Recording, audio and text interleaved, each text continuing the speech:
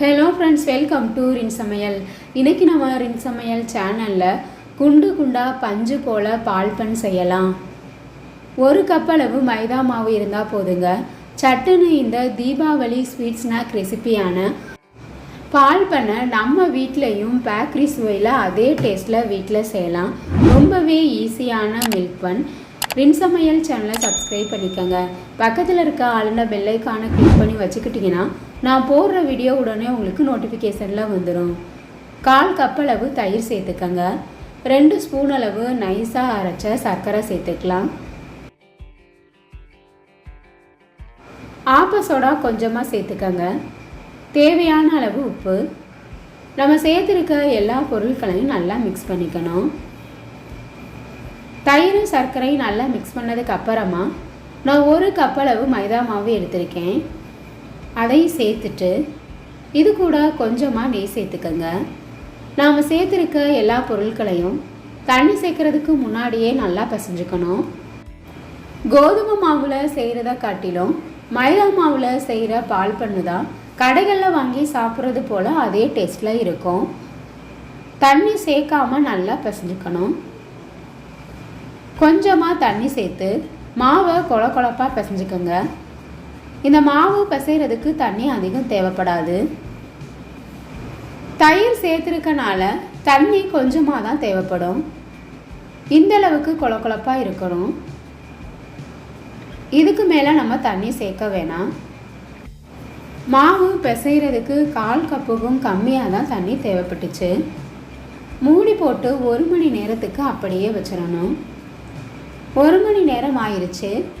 மாவு நல்லா சாஃப்டாக இருக்குது.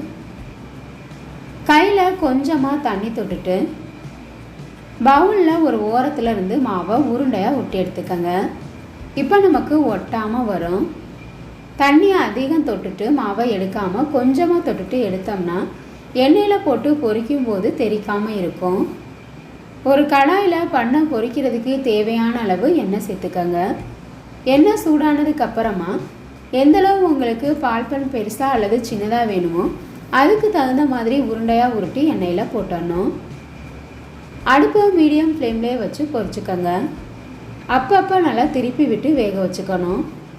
அப்போ தான் பன் ஒரே மாதிரி கலர் மாறி வெந்து வரும். உள்ளுக்குள்ளெல்லாம் நல்லா வேகும். மீடியம் ஃப்ளேம்லேயே வச்சு பொரிச்சுக்கோங்க. ரொம்பவே ஈஸியான ஸ்வீட் ஸ்நாக் ரெசிபி. மைதா மாவு கொஞ்சம் இருந்தால் போதுங்க. சட்டுன்னு இந்த ஸ்நாக்கை வீட்டில் செஞ்சிடலாம். எண்ணெயிலேருந்து நுர வரதெல்லாம் குறைஞ்சிருச்சு. கலரும் நல்லா மாறிடுச்சு பாருங்கள். இப்போ நமக்கு பண்ணு ரெடி ஆயிடுச்சு. வெளியில் எடுத்துடலாம். கடாய்க்கு தகுந்த மாதிரி 3 அல்லது 4 கூட போட்டு பொரிச்சு எடுத்துக்கோங்க. இதே போல் மீத இருக்க மாவையும் உருண்டைகளாக சுட்டு எடுத்துக்கணும். உருண்டைகள் எல்லாத்தையும் சுட்டு எடுத்ததுக்கு அப்புறமா சர்க்கரை தண்ணி ரெடி பண்ணிடலாம். குண்டு குண்டாக பால் பன் வர்றதுக்காக ஆப்ப சோடா சேர்த்து செஞ்சாதான் பால் பன் நல்லா குண்டு குண்டாக வரும். அதே சமயம் சாஃப்டாகவும் இருக்கும். ரொம்பவே ஈஸியான ஸ்நாக் ரெசிபி. இப்போ இதே போல் எல்லா உருண்டைகளையும் பொரிச்சு எடுத்தாச்சு. எந்த கப்பில் நம்ம மைதா மாவு அளந்து எடுத்தோமோ அதே கப்பில் 1 கப் அளவு சர்க்கரை எடுத்திருக்கேன். கடாயில் சேர்த்துட்டு 1/4 கப் அளவு தண்ணி சேர்த்துக்கங்க. சர்க்கரை கரையிற வரைக்கும் சூடுபடுத்திக்கணும். பாகுபதம் பார்க்க தேவையில்லை. சர்க்கரை நல்லா கரைஞ்சி பிசு பிசுப்பாக இருக்கணும். அது வரைக்கும் சர்க்கரையை கொதிய வச்சுக்கோங்க. நாம் எடுத்திருக்க மாவுக்கு 1 கப் அளவு சர்க்கரை கரெக்டாக இருக்கும். இந்தளவு சர்க்கரை தண்ணியே நாம் பால் பண்ண ஊற வைக்கிறதுக்கு சரியாக இருக்கும். சர்க்கரை கரைஞ்சி பிசு பிசுப்பாக இருக்குது. இப்போ ஸ்டவ்வை ஆஃப் பண்ணிடலாம். நாம் பொரிச்சு வச்சுருக்க உருண்டைகளை சர்க்கரை தண்ணியில் சேர்த்துடணும். உருண்டைகள் எல்லாத்தையும் 2 நிமிஷத்துக்கு நல்லா சர்க்கரை தண்ணியிலேயே ஊற வச்சுருங்க. இப்போ நமக்கு பேக்கரி ஸ்டைலில் மில்க் பன் ரெடி ஆயிடுச்சு. ரொம்பவே ஈஸியான ஸ்வீட் ஸ்நாக் ரெசிபி. பால் பண் உங்களுக்கு பிடிச்சிருந்ததுன்னா ரின் சமையல் சேனலை சப்ஸ்கிரைப் பண்ணிக்கோங்க ஃப்ரெண்ட்ஸ்.